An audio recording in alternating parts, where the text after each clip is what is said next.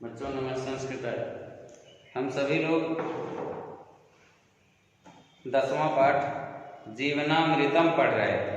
क्या पढ़ रहे थे? जीवनामृतम। इसमें हमने 2 श्लोक पढ़ा, 2 क्या 3 पढ़ा, चौथा पढ़ना है। पढ़िए। आद्रपादः तु भुंजीत नाद्रपादः तु संविशेत आद्रपादः तु भुंजानम् दीर्घमायु क्या लिखा है? वाप्नुयात्। अर्थ देखिए क्या लिखा है। आद्रपादः तु भुंजीत, आद्रपादः तु भुंजीत। क्या लिखा है ये? आद्र माने होता है गीला। आद्र का मतलब क्या होता है? गीला। और पाद माने पैर।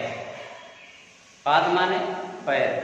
तो आद्र पाद माने जो गीले पैर से, अगर पैर हमारा गीला है, गीला माने पैर धुल करके, और क्या करना चाहिए? भुंजीत।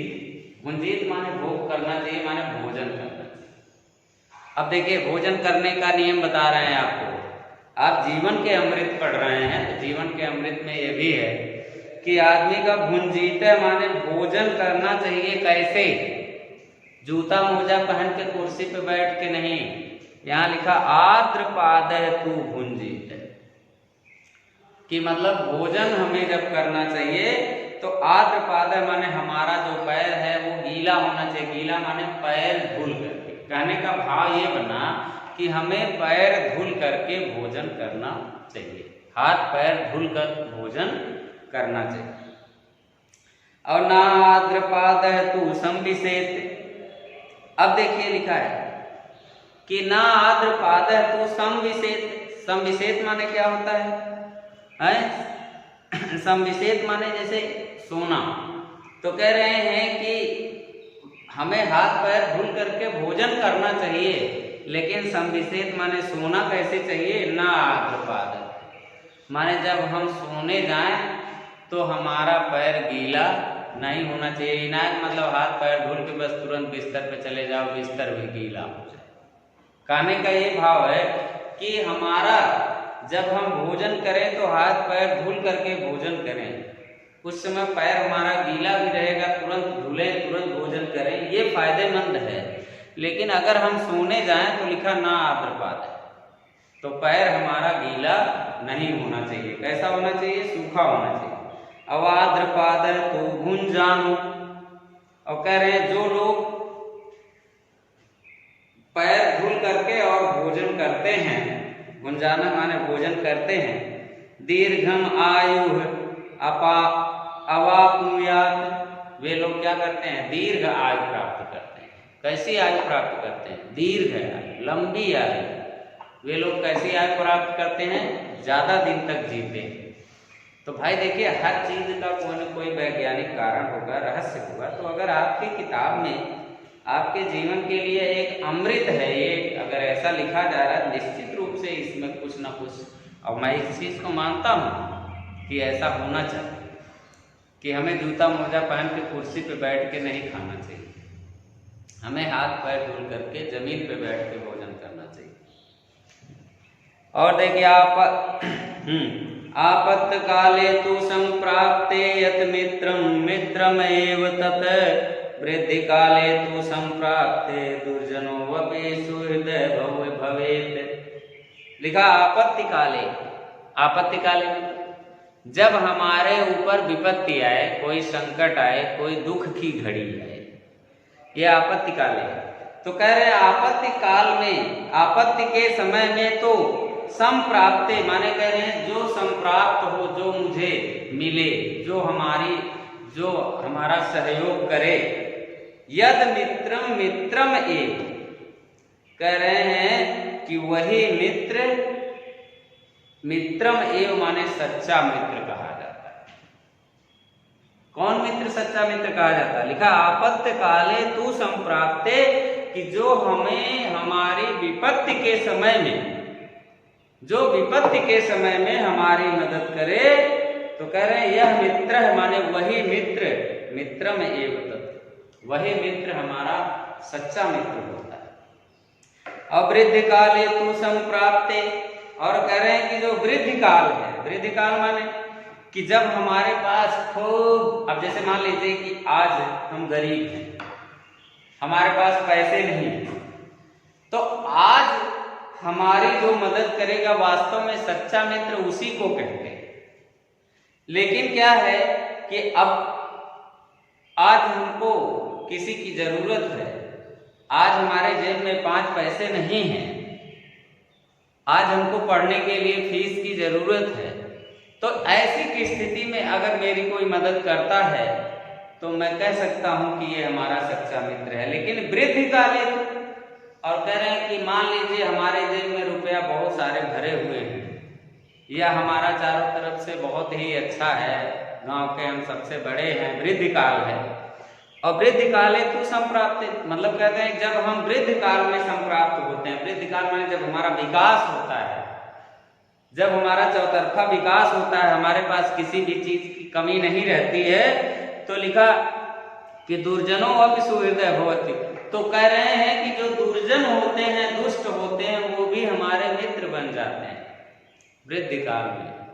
कह रहे हैं वृद्धि काल मतलब जब हम पढ़ लिख करके डीएम बन जाते हैं, जब हमारा घर बार सब एकदम बढ़िया फिट फाट है, हमारे जेब में जब पैसे हैं, तो हमारे जो कह रहे हैं जो दुर्जन लोग हैं, दुष्ट टाइप के लोग हैं, वो भी हमारे मित्र बन जाते हैं। लेकिन वास्तविकता ये है कि आपत्ति काल में जो हमें हमारी मदद करे, वास्तव में सच्चा मित्र वही होता है। अब एक लिखा संपूर्ण कुंभो न करोति शब्दम अर्धो घट घोषमुपैति नूनम, संपूर्ण कुंभो न करोति शब्दम अर्धो घट घोषमुपैति नूनम, विद्वान कुलीनो न करोति गर्वम जलपंति मूढ़ा तो गुणैर्विहीना। बहुत अच्छा श्लोक है। संपूर्ण कुंभो न करोति शब्दम, देखिए शब्द माने होती है आवाज, शब्द माने आवाज। कह रहे संपूर्ण कुंभो और अर्धो घट, कुंभ माने घड़ा और घट माने घड़ा। 2 घड़ा है आपके सामने, मान लीजिए 2 घड़ा रखा है। कितना घड़ा रखा है? 2 घड़ा आपके सामने रखा है। अब दोनों में, एक में आधा पानी भर दो और एक में पूरा भर दो, तो जरा आप कल्पना करिए कि किस घड़े को हम हिलाएंगे तो उसमें ढप ढप की आवाज आएगी। जो आधा भरा हुआ होगा उसी में आवाज आएगी, जो पूरा भरा होगा उसमें आवाज नहीं आएगी। तो कवि देखिए उसी से आपको बताना चाह रहा है कि संपूर्ण कुंभो न करोति शब्दम, शब्द माने आवाज, कि वह घड़ा, संपूर्ण कुंभो माने वह घड़ा जो संपूर्ण है, संपूर्ण माने जिसमें गुणों का भंडार है, जो पूरा पूरा गुण से भरा हुआ, गुण माने पानी से भरा हुआ है, दूध से भरा हुआ है। ये दूध और पानी उसके पेट में जो भरा है ये उसका गुण है। तो कह रहे हैं कि वह घड़ा जो दूध और पानी से पूरा पूरा भरा है, और लिखा अर्धो घट, कह रहे ना करोति शब्दम, तो जो पूरा पूरा भरा है वो ना करोति शब्दम, वो आवाज नहीं करता है। और क्या लिखा? अर्धो घट घोषमुपैति नूनम, और जो आधा घड़ा होता है, कैसा होता है? जो अर्धो घट घोषमुपैति नूनम, जो आधा घड़ा होता है भरा हुआ, वो क्या करते हैं? घोषम उपैति नूनम, माने वो निश्चय ही घोष करता है। घोष माने आवाज करता है। जैसे ही आप उसको लेकर के कहीं आप जाना चाहेंगे तुरंत ढाप ढाप करेगा। मतलब कवि इससे कह रहा है उसी प्रकार से विद्वान कुलीनो न करोति गर्वम, कह रहे कि जो लोग विद्वान होते हैं, जानकार होते हैं, कुलीन होते हैं, उच्च कुल के लोग होते हैं, श्रेष्ठ लोग होते हैं, न करोति गर्वम, वे अपने कुलीनता पर, अपने ज्ञान पर, न करोति गर्वम माने घमंड नहीं करते, वे अपने ज्ञान पर घमंड नहीं करते हैं। बल्कि क्या करते हैं, जलपंथी मूढ़ा तुकुड़े बीना, बल्कि जो जलपंथी होते हैं, जो अधूरे ज्ञान वाले होते हैं, अल्प ज्ञानी होते हैं, थोड़ा सा जानते हैं, ऐसे मूढ़ लोग, ऐसे गुण से विहीन लोग, जलपंथी माने खूब अपने आप को जनाने का प्रयास करते हैं कि मुझे बहुत आता है, मैं बहुत जानता हूँ, हमसे ज्यादा किसी को नहीं आता है। जबकि विद्वान लोग क्या करते हैं, दो घड़ा है, एक अब जो घड़ा आवाज नहीं करता उसको मानना पड़ेगा आपको कि विद्वान है, क्योंकि विद्वता बताने से नहीं जाहिर होती, विद्वता जब समय आता है तो स्वतः जाहिर हो जाती है।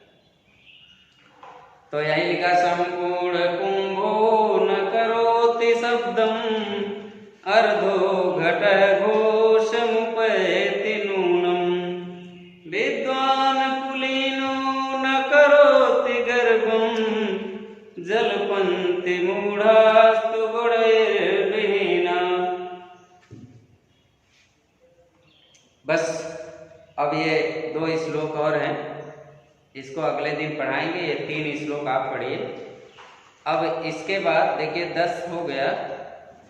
अब हम सोच रहे हैं कि आप लोगों को थोड़ा इधर व्याकरण में कुछ आपको पढ़ाएं। देखें क्या दिया हुआ है। हाँ, व्याकरण में देखता हूँ, कुछ न कुछ जरूर पढ़ाऊँगा।